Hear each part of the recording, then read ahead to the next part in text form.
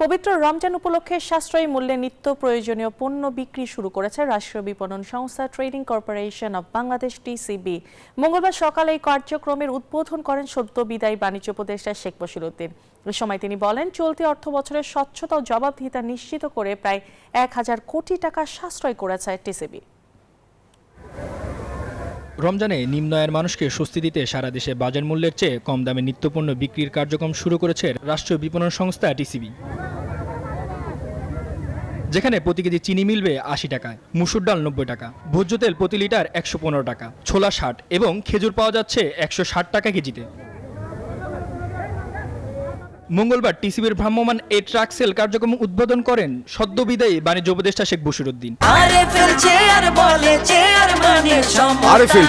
ক্ষমতার নয়, সমতার চেয়ার। এ সময় তিনি বলেন, স্বচ্ছতা ও জবাবদিহিতা নিশ্চিত করার ফলে চলতি অর্থ বছরে প্রায় ১,০০০ কোটি টাকা সাশ্রয় সম্ভব হয়েছে।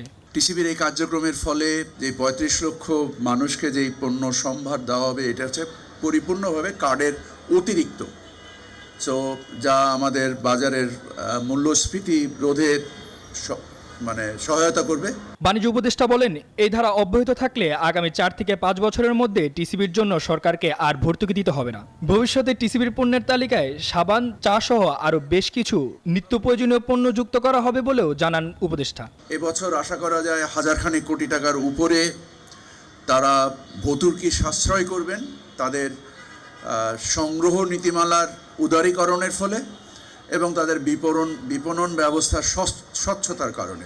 আগামী ৪ থেকে ৫ বছরে টিসিবি যে বছরে ৪ থেকে ৫,০০০ কোটি টাকার ভর্তুকি দিত, এই টাকার আর প্রয়োজন হবে না। ১৭ ফেব্রুয়ারি থেকে আগামী ১২ মার্চ পর্যন্ত মোট ২০ দিন এই বিক্রয় কার্যক্রম চলবে। প্রতিটি ট্রাক থেকে প্রতিদিন ৪০০ জন সাশ্রয়ী মূল্যে পণ্য কিনতে পারবেন সাধারণ ভোক্তারা। সরকারের এমন উদ্যোগে খুশি তারা। গরিব মানুষ যারা আছে কম দামে আমরা আনন্দিত পাচ্ছি। ছোলা দিবে, তারপরে আপনার ডাল দিবে, মুসি ডাল দিবে, চিনি দিবে, তেল দিবে। সবাই লাইনে থেকে যেন সিস্টেম সুন্দর শৃঙ্খলাভাবে নিতে পারে। ঢাকা মেট্রোপলিটন এলাকায় প্রতিদিন ৫০টি, চট্টগ্রামে 20টি এবং 60টি মেট্রোপলিটন এলাকায় 15টি করে ট্রাক পণ্য বিক্রি করবে। এছাড়াও অবশিষ্ট 55টি জেলায় 5টি করে সর্বমোট 450টি ভ্রাম্যমাণ ট্রাকের মাধ্যমে দেশব্যাপী এই কার্যক্রম পরিচালিত হবে।